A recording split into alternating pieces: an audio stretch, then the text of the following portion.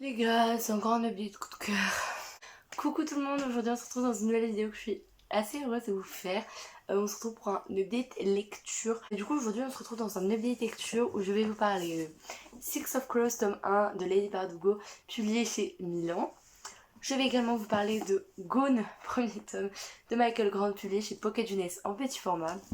Et de The Maze Runner de James Dashner, publié chez Delacorde Press. Du coup je vais commencer par Six of Crows. Alors comme je vous l'ai dit au début de vidéo, les trois ont été des coups de cœur, mais Six of Crows particulièrement grâce à sa fin et à son histoire assez originale. Du coup je vais commencer par vous dire un peu les points négatifs. Si je regarde par là, c'est parce que j'ai mon petit carnet avec toutes mes notes. Du coup j'ai trouvé qu'un seul point négatif, c'est vraiment qu'au début genre on te parle des villes, du monde, etc. Genre comme si c'était, je sais pas, le troisième ou le quatrième tome d'une saga. Et j'étais en mode, je suis perdue. C'est quoi ça? Ah mais c'est quoi ça? Et c'est quoi ça? J'étais vraiment perdue. Et sinon dans les points positifs, il y a bien évidemment les personnages qui sont ultra bien développés, qui ont tous un passé que l'on connaît plus ou moins. On connaît surtout le passé de Nina. En fait, on connaît le passé de tout le monde sauf de Willan, on connaît un peu mais vite fait, et de Jesper. C'est vraiment les deux personnages, on sait pas trop. Sinon, Nina, Mathias, Inej et Kaz, on connaît leur histoire et en fait, c'est sous forme de flashback et en fait, ça dérange absolument pas l'histoire. Ce qui est bien aussi, c'est qu'à chaque chapitre, on change de point de vue et ça, c'est genre vraiment beaucoup trop bien. J'aime trop les chapitres où ça change de point de vue, enfin les livres où ça change de point de vue. L'histoire elle est vraiment ultra originale, donc oui juste l'histoire, on va suivre, c'est un peu la Suicide Squad, on va suivre 6 malfrats, des malandrins, est-ce que vous avez la référence ou pas? Voilà, bref, on va suivre donc des 6 malfrats donc, qui forment l'équipe des Six of Crows et qui est dirigé par Kaz Breaker, donc qui est appelé Dirty Hands, donc les mains sales, les mains pleines de sang un petit peu. Et donc ils vont devoir libérer, alors c'est quoi ce nom? Bonul Bayour, un nom imprononçable. Bref, un gars scientifique de la plus grande prison au monde, genre ever. Et donc c'est une mission impossible en soi, mais eux ils sont c'est faisable. Le problème c'est que, encore une fois, c'est un peu dans la Suicide Squad, c'est 6 méchants. Donc en fait il faut juste pas qu'ils s'entretuent. Ce serait déjà bien pour commencer. Et c'est vraiment bien parce que voilà, il y a tout cet esprit d'équipe, mais en soi ils sont en mode, en fait, genre on fait équipe, mais juste pour qu'à la fin on ait tous notre récompense, notre fric, mais sinon on se fait pas réellement confiance, et puis en fait si, et puis en fait non. Bref, c'est vraiment ultra bien développé, il y a un cliffhanger de ouf à la fin, genre faut vraiment que je m'achète le tome 2. Je vous l'ai dit dans le Mid-Year Book Tag la semaine dernière, ou il y a 2 semaines, je sais plus, bref la dernière fois. Il y a des événements, genre en fait on s'y attend jamais, à chaque fois genre t'es en mode, quoi? Il peut y avoir des retournements de situation qui sortent de nulle part, mais qui en soi sont logiques. Genre, c'est pas des retournements de situation qui sont incompréhensibles ou quoi que ce soit. Non, tu te dis, ok, mais juste en fait, j'avais pas envisagé cette possibilité-là. Et c'est vraiment super super bien. Ensuite, je vais vous parler donc de Gone, le premier tome de Michael Grant, publié chez Pocket Jeunesse. Si j'ai des petits post-it, c'est parce que je me suis mise à me mettre des objectifs lecture pour chaque jour en fait, et ça m'aide beaucoup plus. Bref, donc Gone, je l'ai lu en lecture commune avec Mélissa, avec qui j'avais déjà fait ma lecture commune du Remède Mortel, et avec qui je vais faire une relecture commune du Jeu du Maître. Beaucoup de lectures communes avec Mélissa. Euh, et donc, dans Gone, on va suivre plusieurs gens, plusieurs enfants en fait, qui sont dans un monde où d'un seul coup, tous les gens, pas les adultes, parce que en gros, tous les gens de plus de 15 ans, donc pas que les adultes, ont disparu, 15 ans compris. Donc ça veut dire que genre t'as 15 ans, bah tu disparais, t'as 16 ans, tu disparais, bref, vous avez capté le bail. Par contre, t'as 14 ans, tu disparais pas. Et du coup, ils sont là, ils sont en mode, mais qu'est-ce qui se passe déjà? Ensuite, ils sont en mode, mais les bébés, tu vas s'en occuper? Comment on va se nourrir? Comment est-ce qu'on va gérer tout ça? Comment. Enfin. Bref, voilà. Et en plus, il y a certains jeunes qui se mettent à avoir, pas des pouvoirs, mais disons, si des pouvoirs.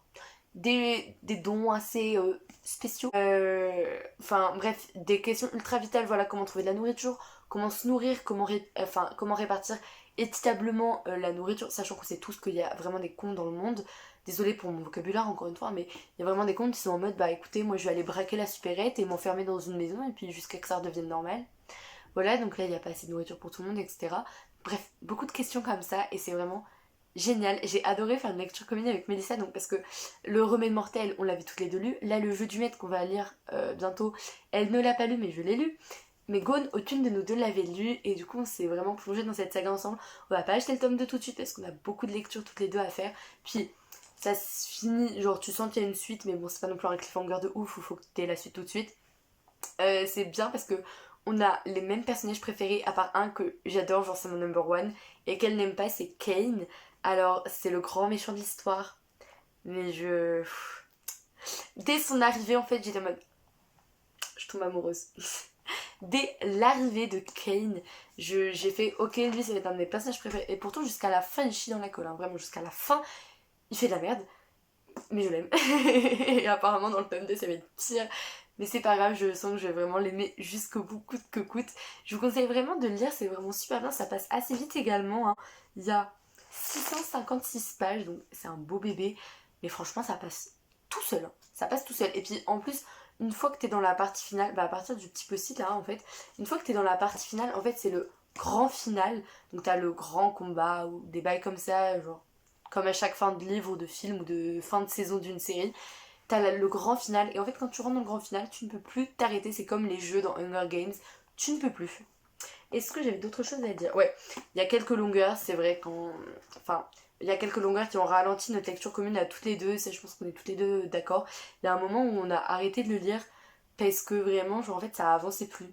Genre, ils se pourchassaient, et puis au final, ils se trouvaient pas, puis hop, ils se repourchassaient, puis au final, ils se retrouvaient pas. Et ça a été ça pendant une centaine de pages, et du coup, on était en mode, c'est long, c'est long, c'est long. Mais bon, c'est toujours aussi bien parce qu'il y avait Kane, et. Ensuite, bon, vous l'avez vu dans la présentation, hein, The Maze Runner. Alors, non, ne coupez pas, ne vous inquiétez pas, ça va être intéressant. Simplement, ce que je vous ai dit, que c'était publié chez Delacorte Presse et non pas chez Pocket Jeunesse, parce que c'est la VO. Je voulais vraiment me lancer dans de la VO à cause de Brandon Sanderson. Enfin, du coup, à cause de Quentin qui m'a fait acheter Brandon Sanderson. Alors, pourquoi parce qu'en gros, Brandon Sanderson, je vais y arriver, je le trouvais nulle part. Je le trouvais pas dans les boutiques, je le trouvais pas sur Amazon, sur la Fnac, rupture de stock. Partout, c'était n'importe quoi. Du coup, je me suis dit, c'est pas grave, je vais l'acheter en VO. Bah oui, quelle question. Achetons-le en VO. Il fait 600 pages. 600 pages de VO, mais allons-y, allons-y. Donc je me suis dit, bon, pour te lancer dans l'anglais, lis des livres que tu connais déjà. Donc là, je vais vous donner un rapide avis sur The Maze Runner, même si bon, j'avais fait une relecture hein, pendant le confinement, donc il y a des avis disponibles, mais je m'installe bien. Je vais surtout vous parler en fait du fait de lire en VO. Donc pour ceux que ça intéresse de se lancer dans la VO, ne vous inquiétez pas, je ne vais pas vous rabâcher encore et encore avec le labyrinthe. Je vais vous expliquer un petit peu plus en détail comment s'est passée ma lecture. Après encore une fois c'est très subjectif, ça dépend de chaque personne je pense, mais bon, bref. On va suivre plusieurs jeunes qui sont enfermés dans une espèce de clairière qu'on appelle le bloc. Ils sont entourés de 4 grands murs avec des portes dans chaque mur, donc la porte nord, est, ouest, sud. Je sais pas dans quel ordre j'ai dit ça, mais c'est pas grave. Et en dehors de ces murs, il y a un labyrinthe et c'est le seul moyen de s'échapper de ce bloc. Oui, voilà, c'est le seul moyen de s'échapper de ce bloc. Ils n'ont plus de mémoire, ils ne se rappellent de rien à part de leur prénom. Et donc, nous, on va suivre en personnage principal Thomas qui va débarquer dans ce bloc le premier du mois, je crois. Bref, tous les mois, il y a un nouveau et ce mois-ci, c'est Thomas.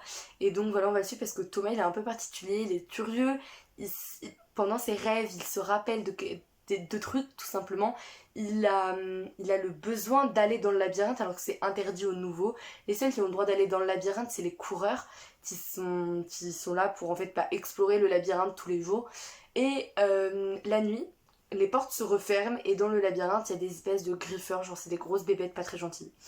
Bref, je sais pas si c'est très très clair. Et donc nous, voilà, on va suivre principalement Thomas, après il y a Mino, Newt, Teresa, qu'on suit dans les Albi, Chuck, voilà à peu près ceux qu'on va suivre. Et donc voilà, ça va être toute la quête de pourquoi on est là, comment on sort, qui nous a enfermés ici.